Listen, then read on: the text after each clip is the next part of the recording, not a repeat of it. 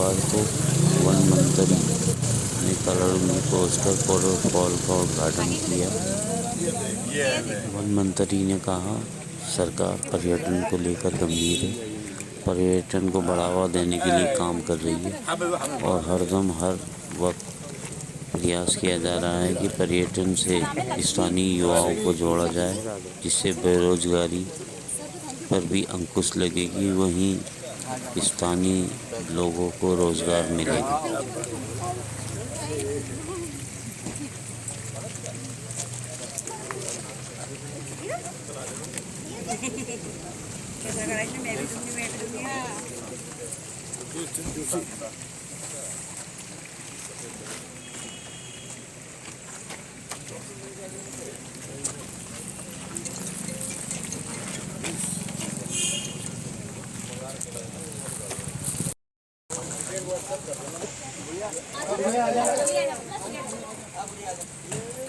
भैया पीछे हो जाओ, भैया पीछे हो जाओ ना।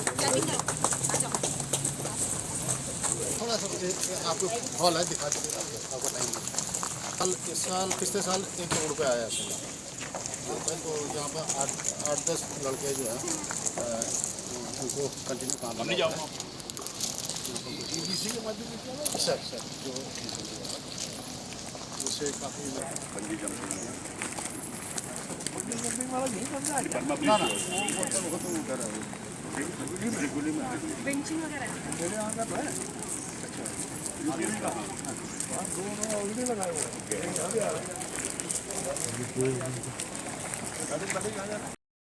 अच्छा लग रहा है। पहाड़ पहले भी आए हो? हम आ चुके हैं and now we are here for the first time with our friends. Wow. Enjoy? Yeah. Okay, enjoy. Thanks.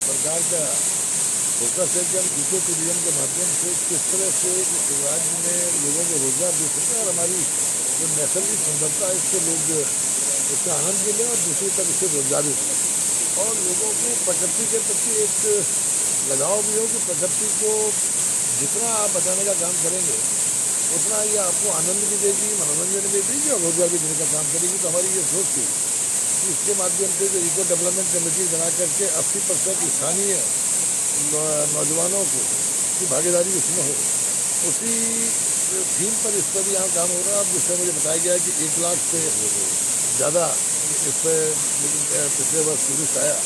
तो निरंतर मैं समझता हूँ टूरिस्ट बढ़ेगा और जितना टूरिस्ट फुटफॉल बढ़ेगा उतना हमारे नौजवानों को रोजगार भी प्राप्त होगा। और आज संदेश इसमें यही प्रकृति की तरफ यही संदेश है कि मुझे समारोह में तो मैं भी तुम्हारे जीवन यापन में कहीं ना कहीं मददगार होंगी। तो आज सबसे बड़ी आवश्यकता है वन को बचाना, वनों को बचा के जो आज क्लाइमेट चेंज और जो ग्लोबल वार्मिंग की जो सबसे बड़ा इस समय पूरी दुनिया के सामने चैलेंज है, उस चैलेंज से हम कैसे निपट पाएँ, इसके लिए आम आदमी की सहभागिता इस पर हो। तो कम्युनिटी इन्वॉल्वमेंट का हमारा एक ही टीका है कि आम आदमी में सहभागिता करें और क्लाइमेट चेंज के खिलाफ, पर्यावरण को बचाने के लिए और ग्लोबल वार्मिंग से बचने के लिए पूरी प्रकृति को बनाए रखने में, उसके कंजर्व करने में अपना योगदान दें। तो मैं समझता हूँ ये इसका एक बहुत अच्छा मौका है। अभी ओल्ड सफारी जोन अभी तक नहीं खुल पाया, तो क्या कारण है? वो भी आज खुल रहा है। कारण कुछ नहीं है महाराज। देखिए, कभी कभी स्थानीय लोगों में भी कहीं एक दूसरे के प्रति थोड़ा सा मुझे लगता है जो प्रतिद्वंदिता है वो भी कभी कभी इसमें आड़े आती है। लेकिन आज इसमें बताया कि आज वो भी खुल जाएगा और 4 गेट हमने पिछले 3 वर्षों में खोले, ये 5वां खोलेगा। अभी इस वर्ष हम लोगों का 1-2 गेट और भी नए खोलने का विचार है ताकि ज़्यादा से ज़्यादा नौजवानों को रोजगार मिले। यहाँ पर काम 3 साल से चल रहा है, अभी तक पूरा नहीं हो पाया, वो भी पर्यटकों के लिए बनाई गई थी रोजगार। मैं आपका सवाल सुना नहीं आगे जो इसके फर्दर क्योंकि एक कंटिन्यूइंग प्रोसेस है और उसके लिए फर्दर टेंडरिंग के लिए परमिशन मांगने के लिए विभाग ने शासन को लिखा है कि वित्तीय स्वीकृति फर्दर मिले ताकि फर्दर टेंडरिंग हो जाए।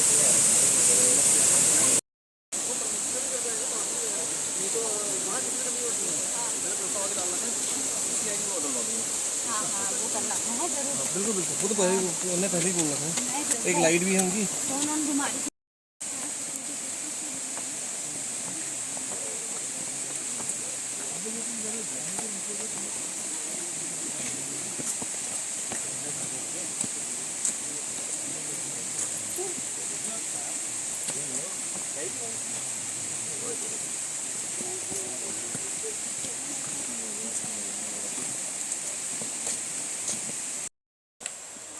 और उसमें एक बोर्ड लगा हुआ है कि नाइट मैंने नीलगढ़ फॉल का नाम रखा था सेवन सिस्टर्स के बारे में,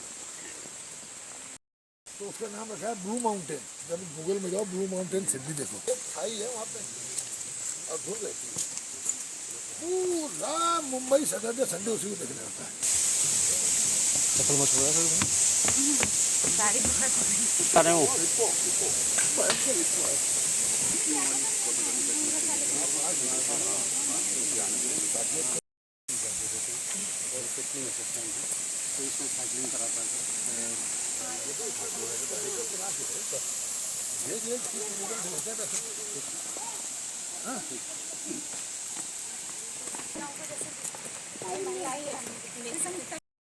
वन मंत्री जी के कर कमलों से कॉर्बेट फॉल का शुभारंभ कहें उद्घाटन किया गया है।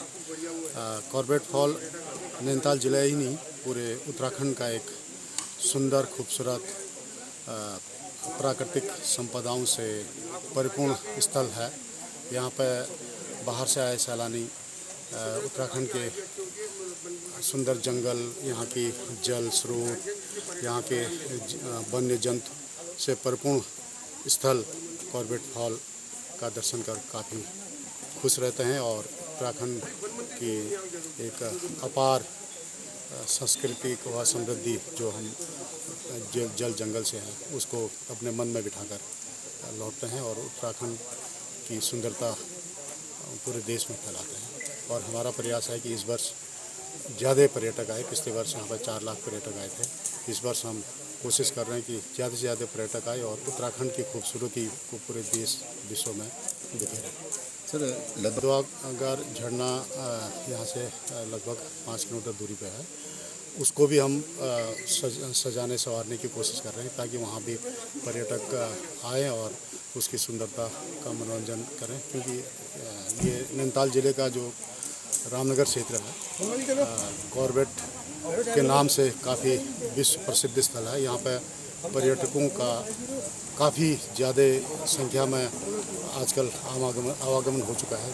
कोविड के उपरांत काफ़ी उत्तराखंड में टूरिज्म फ्लो बढ़ा हुआ है, तो हमारी कोशिश है कि उस हॉल को भी हम सजारे संवारें और लोग पर्यटक वहाँ का भी मनोरंजन।